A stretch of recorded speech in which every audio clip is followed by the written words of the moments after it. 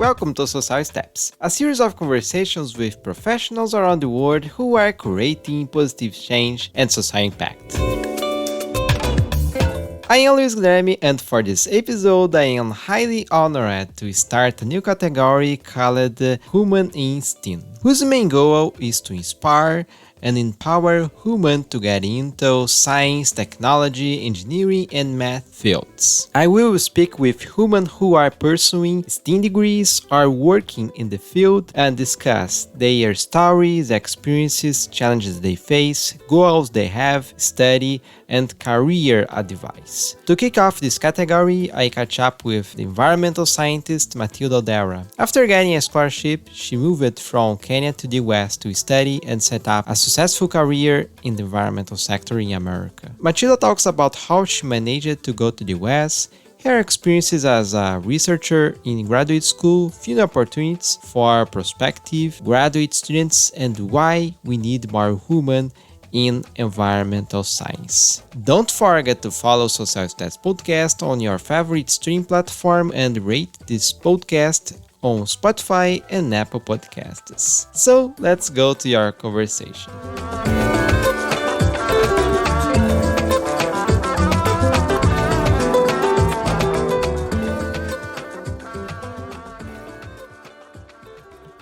Matilda, thank you very much for your time and attention. I feel highly delighted to start this category with you. Yeah, thank you for having me. This is very exciting, very cool space that you've created to for different people to share their experience. So I'm really happy to be a part of the process. Yeah. Matilda, just to start our conversation, it's like a tradition that we have here on Social Steps. Could you introduce yourself? So, who is Matilda Odera? I am from the western part of Kenya. Busia is my hometown. It's not a small town. Busia County is a county on top of Lake Victoria, for reference. But I've spent most of my life actually in Nairobi, which is the capital city of Kenya. I did most of my primary school because we had 844 system then, it's changed right now, but we have primary and secondary school education system, and I did my primary school mostly in Nairobi, and my secondary school I did a little part of it in eastern Kenya, a small town called Ishera, and then I went to Nyanza in a town called Siaya, Rangala. Yeah. Um, I arrived in the US, which is where I did my undergrad and just finished my master's the other day in 2014 at a college called Meredith College. And I've been in North Carolina since 2014. I did biology and environmental sustainability as my undergraduate program. That was at Meredith College, and I just completed my master's in natural resources with a concentration in public administration and policy at North Carolina State University. And right now, I'm in a weird transition period where I'm waiting to start my job at the Georgia Health Policy Center. I'll be working as a research associate. Yeah. How was this process to study environmental topics? So, how Matilda got interested in investigating, working with environmental topics?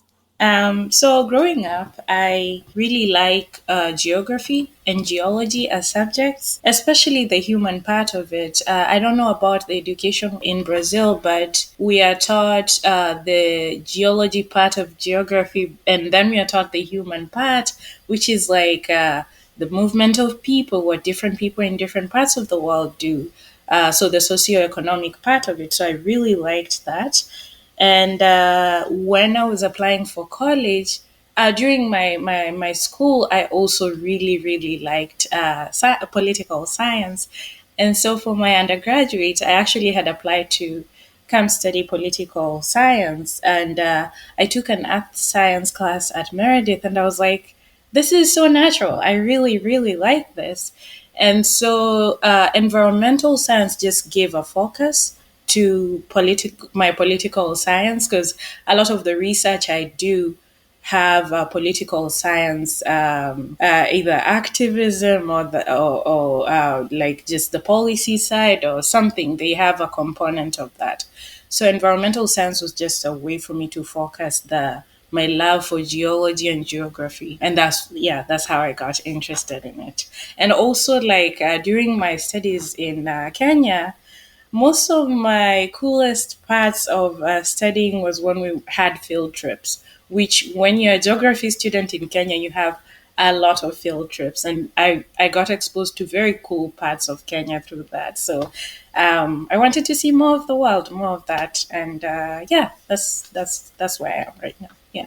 And it's curious, Matilda, because I have some friends, some professional contacts, colleagues in Kenya, and it seems like amazing country, maybe one of the best countries in the world to investigate environmental topics. There are many international organizations, Red Cross, the United Nations also have some offices in Kenya. So yes, I imagine it's inspiring place to start investigating environmental topics and sustainability in general. And still about your investigation, Matilda, could you tell us a little bit about your current research in environmental science?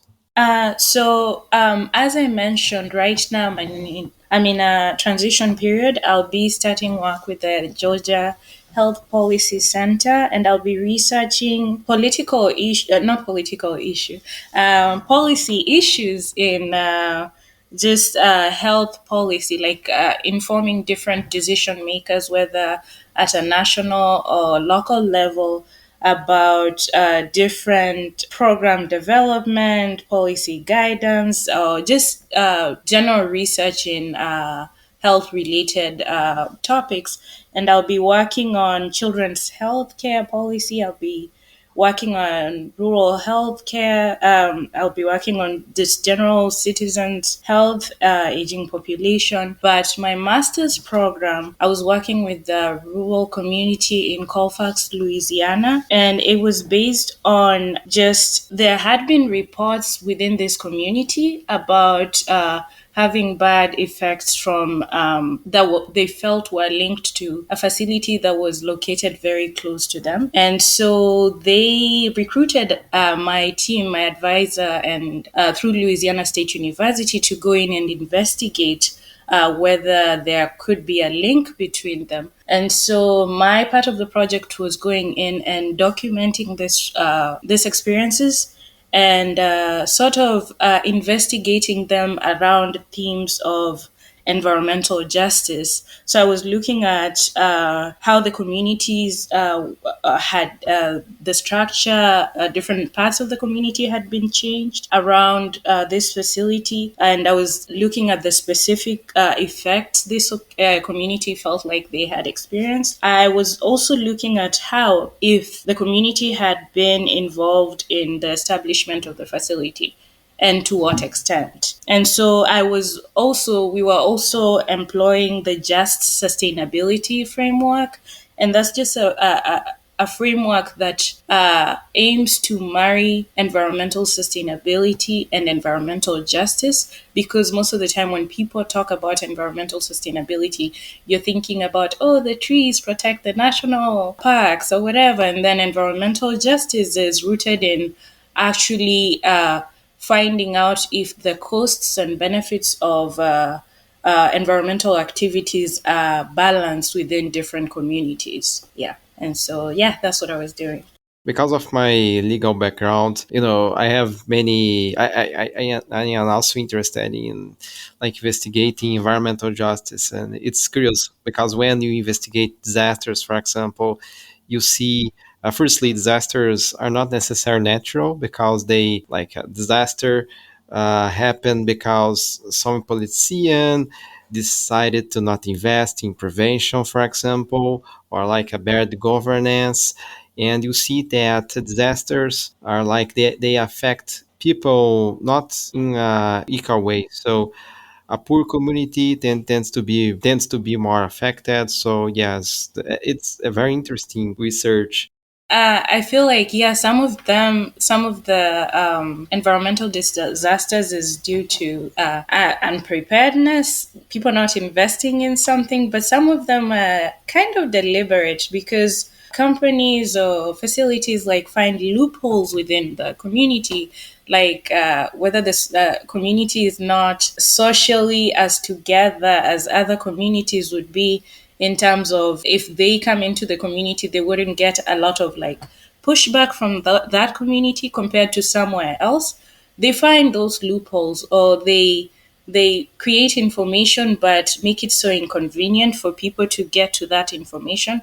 So when they are asked with they're asked by an enforcing agency like the EPA, they'll be like, oh yeah, we ran a newspaper ad, but no one ever responded, no one ever came to our meetings, when they know they ran it in a way that was very inconvenient to the people.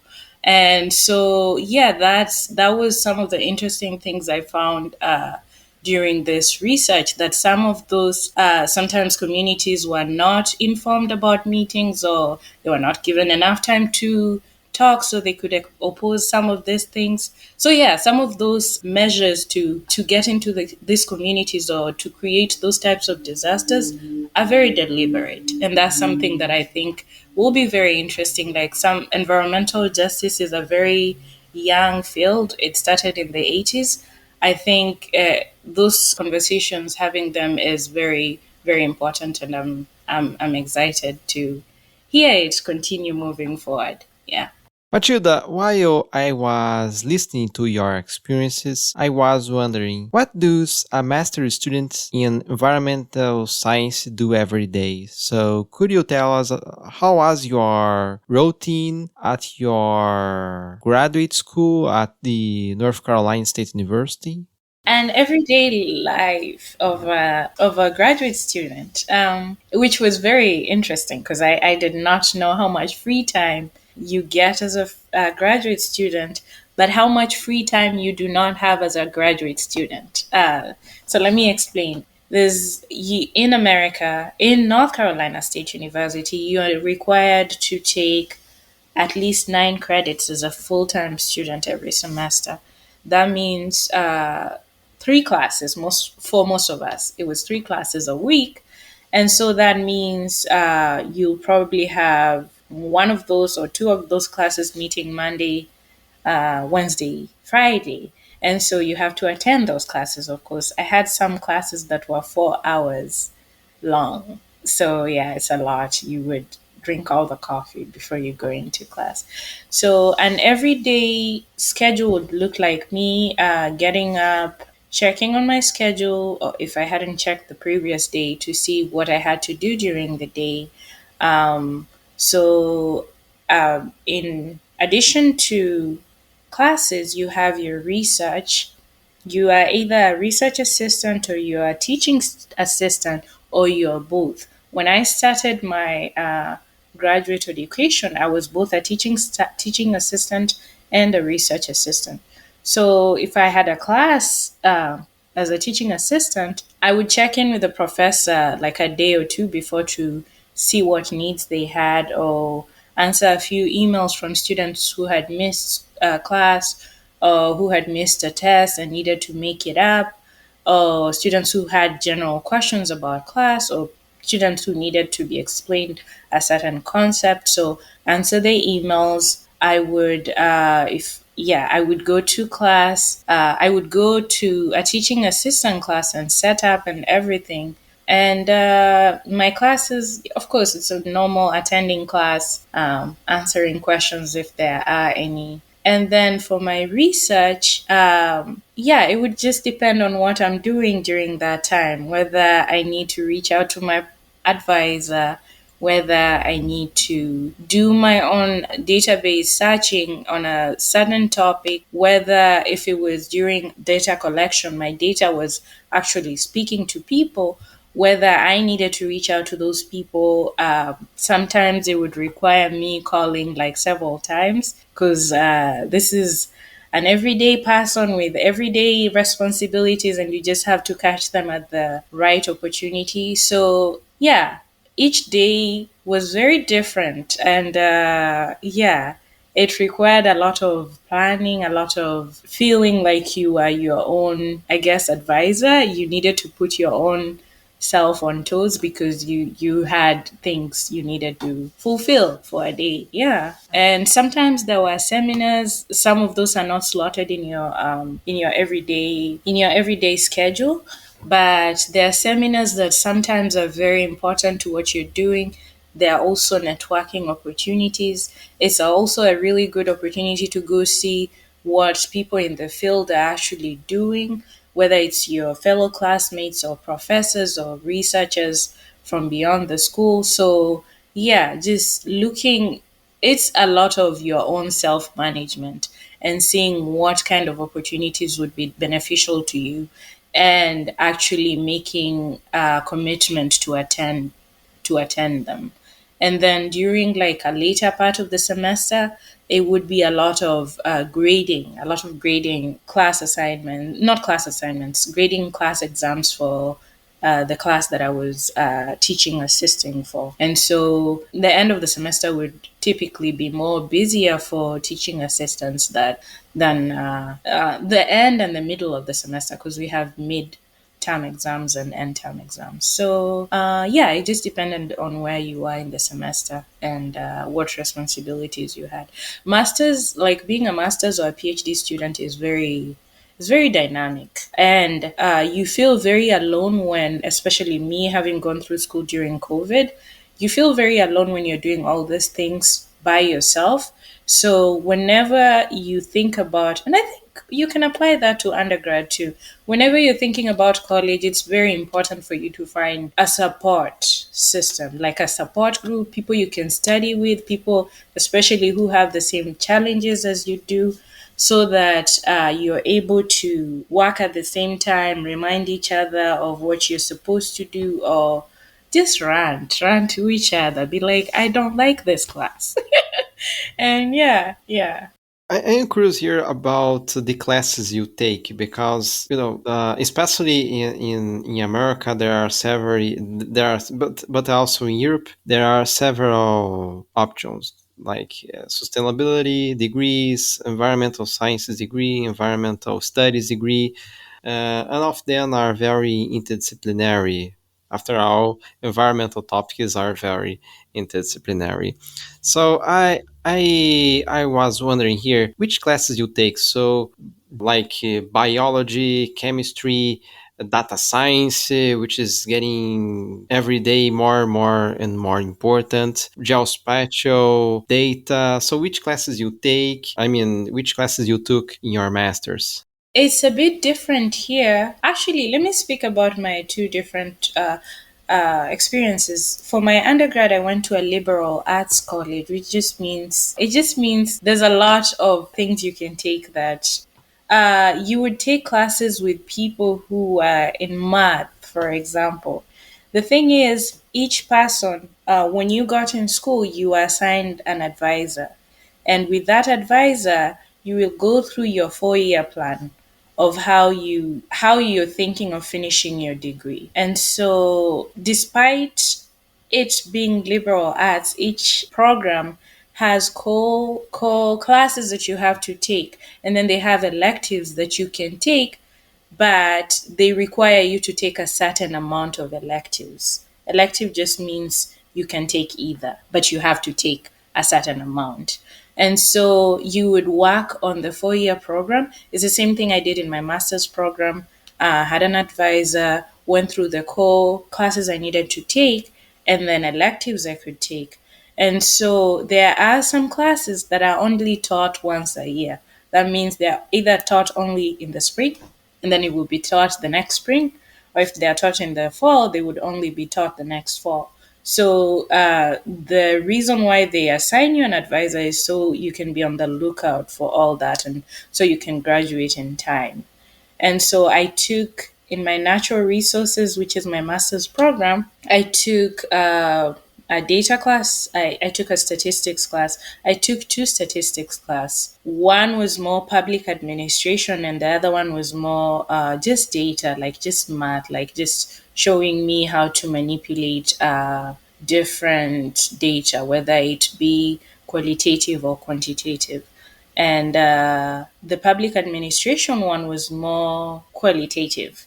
I took a GIS class because I thought it would help me with my research. I ended up not using it, but I really like that I took. It was a remote sensing class, and I think I can still use it with a different thing, especially for the job that I'm going to be working at. I audited a geomorphology class, which I really enjoyed. It was a very high level class, so I decided to audit it, and that was really interesting. So yeah, just different classes. But yeah, there is order. There's a structure to it. You just you can have fun with it, but just make sure you finish the core of what your program requires you to finish, because otherwise you will not graduate. There's a process, like for my master's thesis, I had to undergo an approval process by my advisor. I had a committee that had to approve, that was made up of three other people. So my advisor and three other people had to approve it. And then the graduate school had to approve the and for each of these people, like the several edits they ask you to make. So you have to prepare enough for all that to be able to have your master's thesis approved by a certain point for you to be able to graduate in time.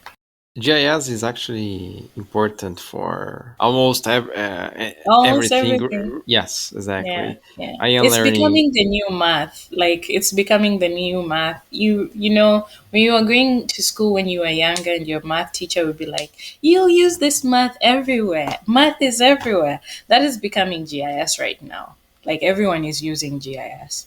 Yes, and also data science, data analytics. Some episodes ago on social steps as well, I spoke with epidemiologists. Data science is like crucial for epidemiologists to track like the development, not development, but how serious or how contagious a certain virus is. So yeah, data science is getting data in general is getting every Yeah, I day more and was more important. the more I learn about things, the more I'm realizing that every different field has its own sort of data science, like Stata for business, or Python and R for GIS, or what else? MATLAB for some everything. Like Yeah. every place has its own sort of data language or data science that it's using right now. We're becoming obsolete, and we just got here. So Yeah, it requires exactly. you to keep learning every day. Yeah. Yes. And another question, Matilda. What about funding? Scholarships for your master's degree, for example. Of course, you mentioned about your experiences, how you got a scholarship to go to Meredith College. But what about North Carolina State University? How was this process to get funding, a scholarship? Because America is very famous because of the its universities, which are not so like cheap. Like they are very expensive, but there are many scholarships as well. So, could you tell us a little bit about your experiences to get funding? So my undergrad, I actually found out from a teacher because I was actually looking. I was asking different people, "Do you guys have any information about how I can get funding for anywhere?" I was looking for funding in Kenya, but then a teacher of mine was like, "Hey, there is a girl that actually went here and she's now in the US. Ask her." And so he gave me her number, basically connected me to her sister, and I was able to find out about the funding in Kenya. Kenya has different scholarship programs that, yeah, if you look or if you talk to people, you can find it. They're very competitive, but they're there. As far as masters, I think I found out about funding opportunities from people who used to come and talk to us in classes. and it was my biology, animal biology class, which I loved animal biology. And this guest speaker came in, and she was a PhD student. I believe she was finishing her PhD, and we asked her about funding, and she was like, there are many funding opportunities. You just have to find a research that speaks to your heart, because it's work. So you just have to find the research that speaks to your heart, and then email as many professors as you can. And that's what I did when after I got accepted into NC State. I emailed so many professors telling them about how I loved their research. A few of them responded. Some of them, most of whom did not have funding. But then my advisor, who is Jen Richmond Bryant, actually said, "I do not have funding, but we can work on getting you funding." And that's how, so I came in as her advisee, but I was working as a teaching assistant to another professor, John King, who was very, very, like, it was very last minute. So I'm very grateful to him for taking me on as a second TA. And then my second semester, not second semester, my second year, my advisor wanted me to concentrate more on the research. And so that's when I moved. So she was supporting me through the research grant for everything. Like, I had a stipend, I had my fees paid, my insurance, my health insurance, because health insurance is very important to have in the US. A school does not, universities will not take you on without you having health insurance, because yeah, I don't know why, but yeah, that is a thing. Part of the thing I do as my giving back is I support students in Kenya, and I just recently started in Ghana. I support students through the application process, help them find funding opportunities and all that for them to be able to come to the US and study, because it's expensive for students to actually study in the US. Imagine how much more expensive it would be for an international student from a developing country and coming from like a poor background. So, yeah, there are those opportunities. I looked for them for myself, and I try to help students look for them as well, because they are there. It's the work you need to put in to research those opportunities, and then once you get it, the work you need to keep to put in order to continue having that funding. Just a question out of curiosity, Matilda. Who was like your main inspiration to study, to work with environmental topics? I will say, like, when I was growing up, I didn't have most of us, like our age group, we grew up during a time when the world was not like as accessible as it is right now, like in terms of information, like finding out what people are doing in Europe, for example.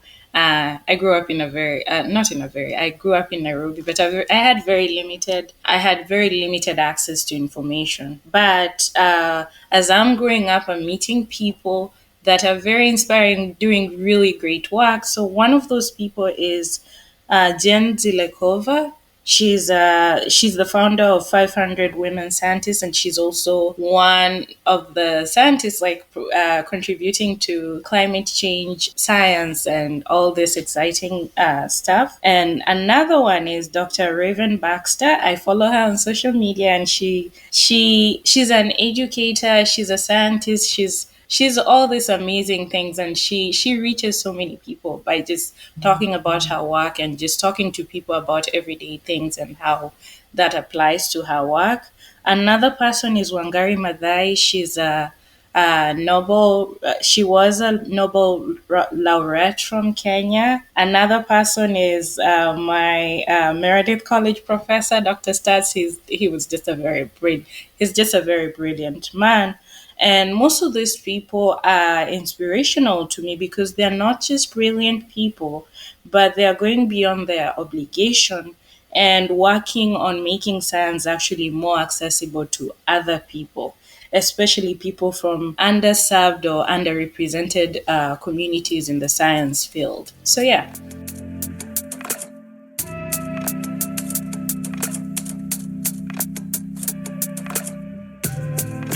And well, I was wondering here, unfortunately, still have some problems when it comes to human in science. So personally, one of my main inspirations to create this new category on my podcast is talk more about these problems. I think it's necessary to, in my view, of course, I believe the first step to take to address some issue is to talk about this problem. So, in your view, in your experience, Matilda, as an environmental scientist, which are the main challenges women have to overcome in their studies and career, specifically in environmental science? I will speak for myself, and I will speak from what I've seen in not institutions, just as the world. And I'll start from speaking in a general sense that I think a lot of the problems can be solved in women leadership, but in women in science, like the challenges they're facing can be solved by having more leadership, women leadership. There's been a rise in representation of women in science, but you don't see that reflected in the leadership we have.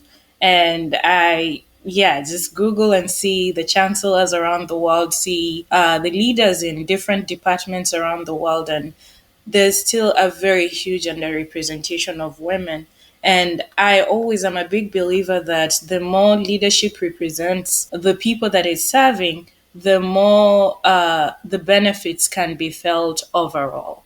And we still don't feel that we still are talking about women needing to have more balance, or that needing to be slotted into whenever we are planning. We're still talking about that because there isn't representation in leadership of women in science. And I will talk for myself as a first generation international student in a different country and say the biggest challenge that I have faced is balancing between family needs and expectations with like excelling wherever you are. Like a lot of the people, especially who come from developing countries, we don't talk enough about how a lot of us most of us come from very poor families, and some of us, as early as being a freshman, you are either providing for your whole family back home,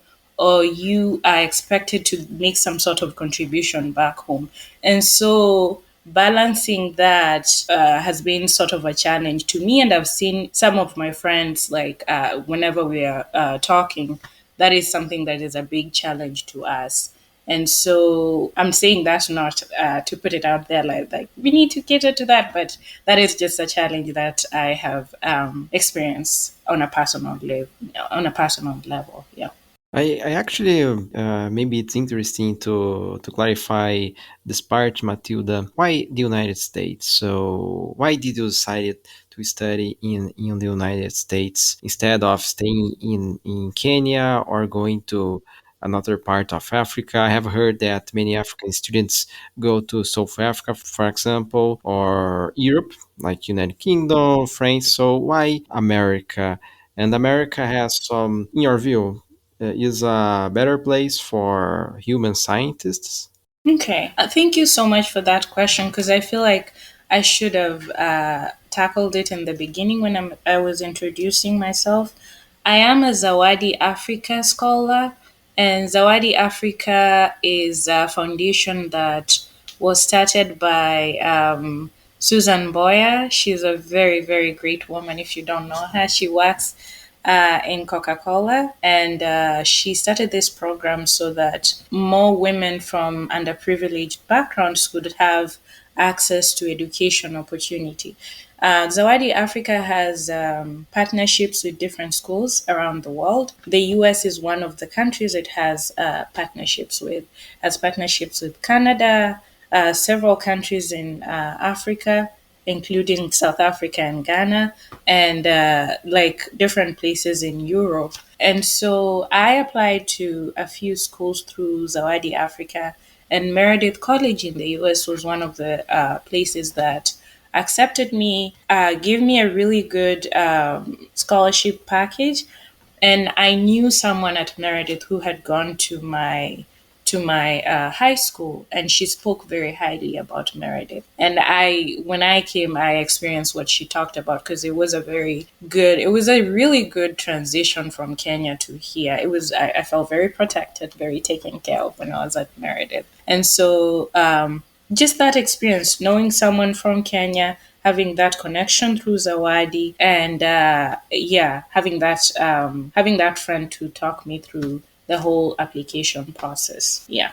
So, Matilda, we spoke about the challenges, and I think it's important to like. Okay, we spoke a little bit about some challenges. So I think it's important to emphasize like some positive words.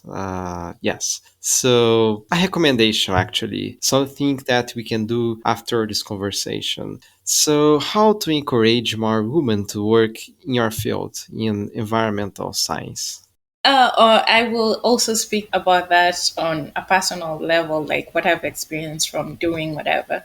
I think by encouraging more women to volunteer, especially women who are out there already doing stuff in science, it's very important for them to go back and lift the young ones up, or lift other women up to the level that they are, or beyond the level they are. Encourage them to volunteer, and encourage people who are still in high school, whatever, to also volunteer, because in the mix, in the mingling with other people, there are opportunities that open up, either to you as a volunteer who is already out established and doing your.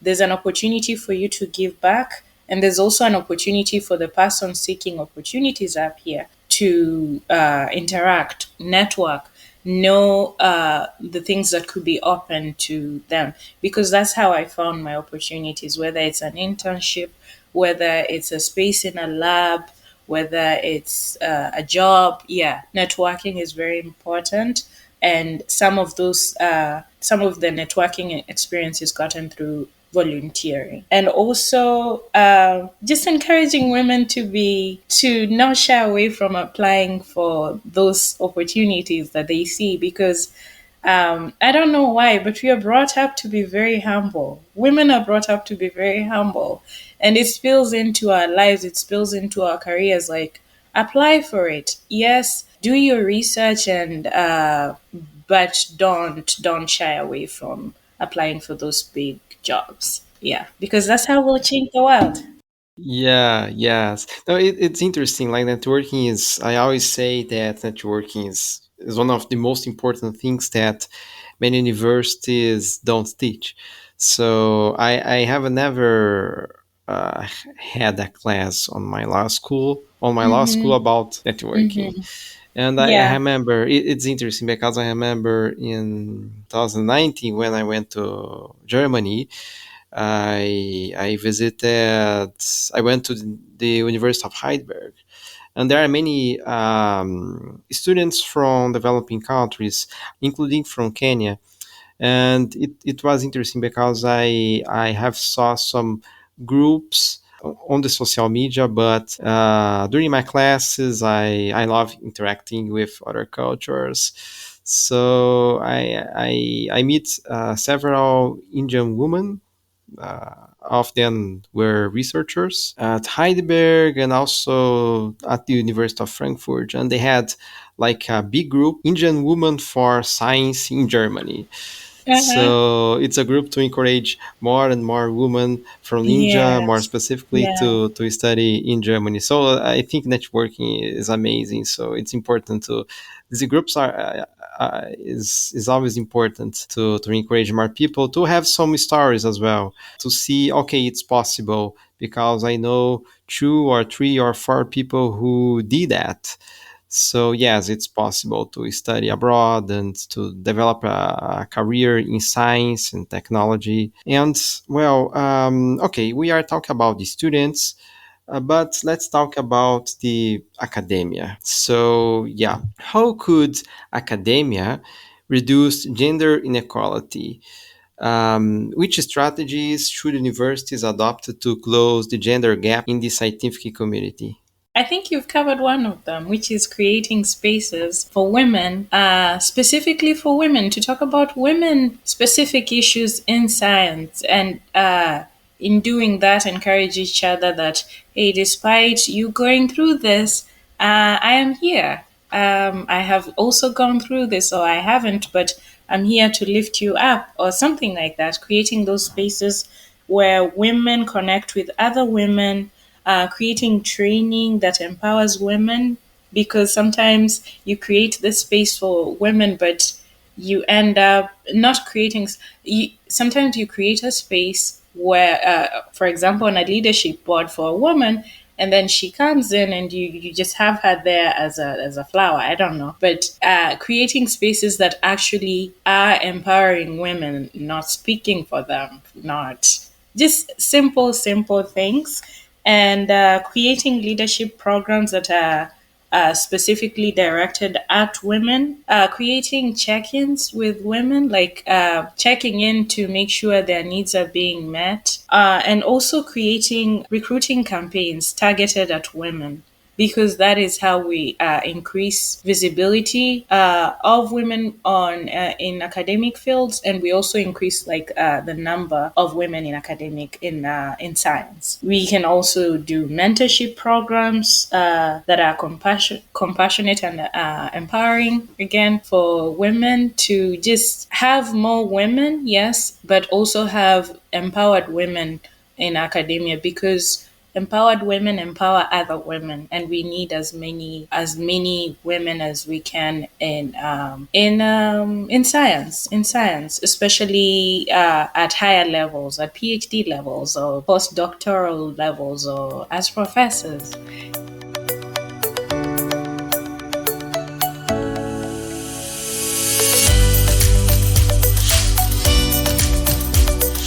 In your view, Matilda, how can we engage more men in gender inequality discussions?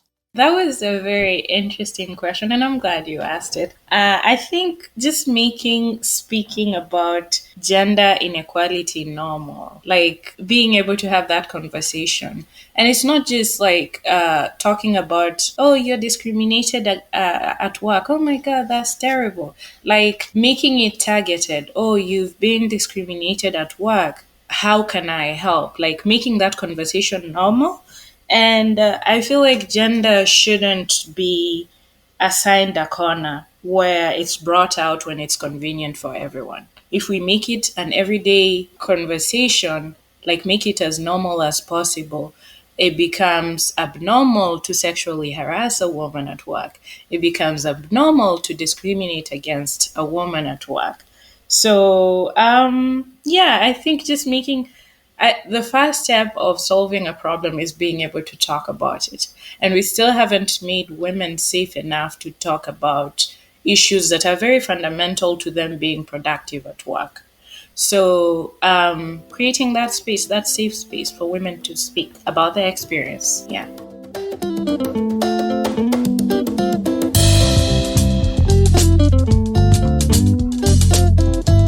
Well, in this final part of the podcast, Matilda, I always ask some advice, recommendations, materials to inspire the young generation to move to get into your field. But today we have a particular audience that we are addressing this conversation. Of course, this conversation is for everyone who is listening to it. I mean, it's for inspire women to work with environmental science. So, okay, let's imagine we have a woman who wants to start studying and working in environmental science. Which skills, like analytical skills, for example, good biological skills, I mean, skills to study biology, books, academic or fiction, movies, documentaries, other podcasts, would you give to that person?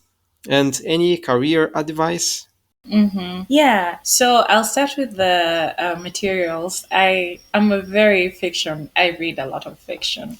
That's why I got most of my inspiration growing up, and I just find it's easier to talk to people about fiction work as compared to nonfiction. So some of the movies that I think everyone has seen in the past few years is Avatar, the movie, the Blue People movie. I really like that one. Okja, which is about genetic engineering, but I felt like it wasn't a lot about genetic engineering, but how we have become greedy as a society with genetic engineering, with the yeah. So Okja is one of them. I also like fiction books like Solar Storms by Linda Hogan. That is a book on Native Americans and how different projects like displace them off of their lands. I like Love in the Time of Cholera. I like Transcendent Kingdom, which is by Gyasi, and it just talks about what happens to a human when you remove them from their natural land. Like specifically, this guy from Ghana came to live in the U.S. and how it changes him as a person and how he reacts to everyone around him. An Enemy of the People by Henrik Ibsen, which talks about our responsibility as scientists in addressing whatever challenges there are in our community, despite what pushback we might get from other people. And in this book, some references to the environment are subtle, but to me, they're huge, especially when the spotlight is kept on humans and how they're evolving or how they're changing the environment around them. I also read nonfiction, like A Sand County Almanac by Aldo Leopold. I've read Toxic Communities, that was in preparation for my research. I've read Silent Spring by Rachel Carson. I've read Unbowed by Wangari Maathai. I've read Walden. Currently, I'm reading The Big Conservation Lie, which is by two Kenyan authors, Mbaria and Ogada. And it's just talking about how conservation is rooted in imperialism and how we can navigate that basically. And career advice, I think we covered it, is network. Networks are very important. And most of us, especially who are coming from backgrounds where we don't have anybody as a reference to, oh, what can I become in life? Or who we don't have anyone we can reach out to be like, what do I do at this point in my career when this is happening? Like, your networks give you that resource. And so yeah, network. Yeah, some things are not obvious unless you network. Yes, time to create a LinkedIn, a LinkedIn profile. Yes, Yep. but yes, it's interesting. Like for me, networking is important. Like because especially when you speak with someone from another country, you discover another perspective, maybe about the same issue you are investigating, but maybe about another topic you have never heard before. So yeah, networking is important. I think, Matilda, I don't know if you agree with me, but I think the good part of like networking is and this is social media like LinkedIn is because you can see the entire professional path of someone who are interested in starting a conversation, starting a connection. So, for example, I always say that for everyone, several friends who want to work in these international organizations like United Nations, Norwegian Refugee Council, and I always recommend to them to take a look for those professionals who are already working in these international organizations because you can see what they studied, which universities they attended, so which skills they have. So, and nowadays, at least in my community, like disaster experts, and also sustainability professionals. I can see several groups for human as well, human scientists. And well, Matilda, just a last question for your conversation. So, do you have any final message for those women who want to pursue a career in science? My last word, I guess, would be something based on what I've learned going to school during COVID is be excited in your journey, then do it. Like, just be very excited because, especially after you start college, yes, you have your parents, yes, you have your community, but you find that you're the biggest cheerleader you have. So, you're going into something you love, be very excited about that. Talk to everyone, even people who don't care about what you're doing. Talk to them about the work you're doing. Like, a lot of my friends never cared about the stuff that I was doing, but they knew what I was doing because I was very excited about the field I was in. The other thing is find community that supports you because it's very important, especially in terms of adding fuel to your journey. It's very important to find people who believe in you, who support you, who will carry you when you cannot walk anymore. So, yeah, find a community that supports you. Yeah, that would be my last one.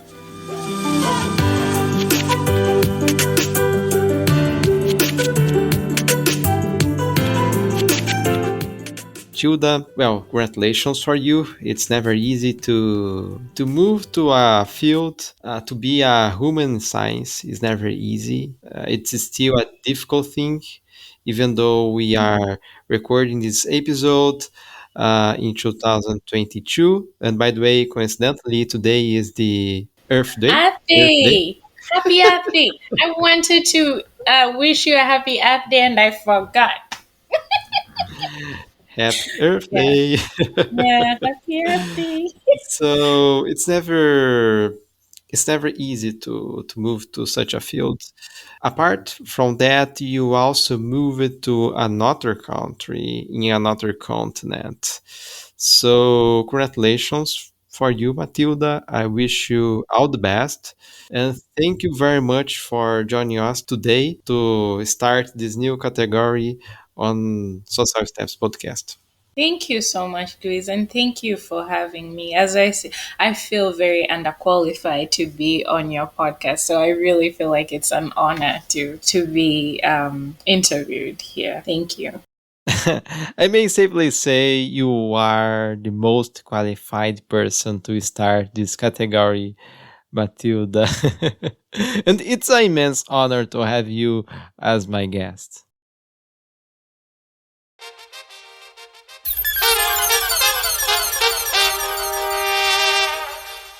Thank you for listening to this episode. If you enjoyed your conversation, recommend Social Stats Podcast to your friends who wants to create a positive social change. We will have another conversation as soon.